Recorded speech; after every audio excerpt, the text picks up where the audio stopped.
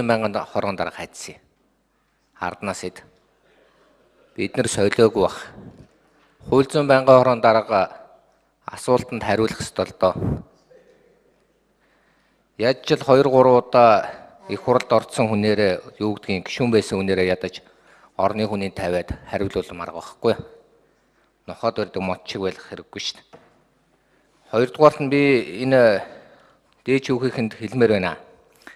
Тэр нэг амар санаа гэдэг одоо Чинбат багш одоо бол мэдээ би хоёулаа л миний багш. Чинбат багш байна, амар санаа багш байна.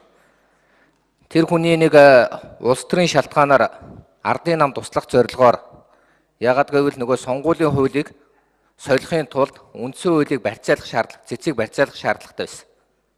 Тэр шаардлагыг нь биелүүлэхгүйгээр хэлснийхэн төлөө ланд 5-70 ундаг гэж хэлээд чөлөөлцсөн. Одоо ланд 5-70 ундаг манад дэд сайдууд байгаа шүү дээ. Төмөр замын хувь нийлүүлсэн компани хөрөнгийг өөрийнхөө яамны нэр дээр аваад унчихсан. Оросууд нь уурлаад байгаа шүү дээ. Манай хөрөнгийг очоо яам нь авчихсан гэдэг. Гэтэл өнөөдөр зүгээр нэг 5-70 гэдэг унсан гэдэг шалтгаан хэлээл чөлөөлцсөн. Одоо тэр хүний цалин өгмөр байна.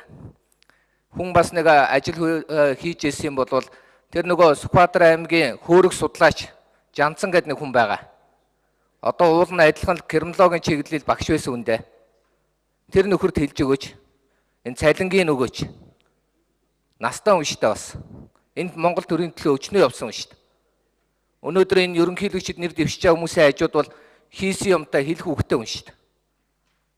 Тэгэд одоо юу гэдгийг төр ашиглаад хайсан юм чи одоо яасан ч яддаг гэдэг шиг хаях биш. Ядаж дээр өгөх ёстой хуулинд олгох ёстой тэтгэр тэтгэмж юу гэдгийг цалин мөнгөний өгөхгүй ингээл гудамжинд хайж байгаа байхгүй юу? Чинбат багш та одоо очиж тэр хүнд бас юу гэдгийг Жанцсан багштай хэлээрэй.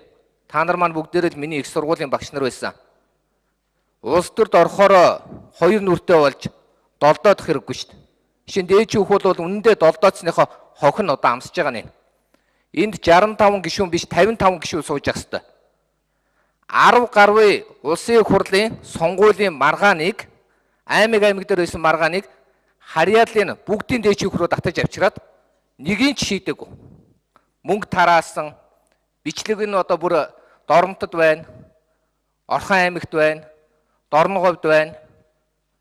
Тэгээс үүлдээ одоо 65-аар нь явуулъя гэсэн маягтай тэндээ царцаагаад ардын нам долдоодсон. Одоо ар нуруу руугаа хутга зоолгож байна.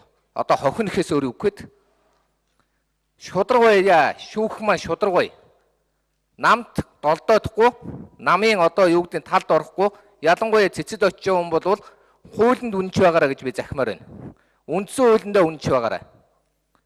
Үндсэн хуулиндаа үнэнч байсныхаа төлөө өнөөдөр энэ цэцгийн гишүүд бол олон удаа энэ их хуралд адлуулдаг шүү.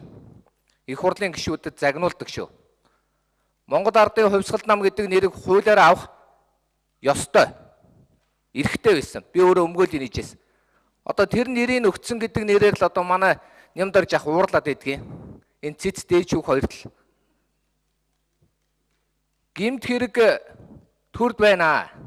Үндсэн хууль зөрчинө гэдэг бол төрд байх ёсгүй. Уг нь бол соёлтой нийгэмд бол үндсэн хууль зөрчсөн хүн эндэр дээр суух ёсгүй шүү дээ. Энэ өрөөнд ч орж ирэх ёсгүй.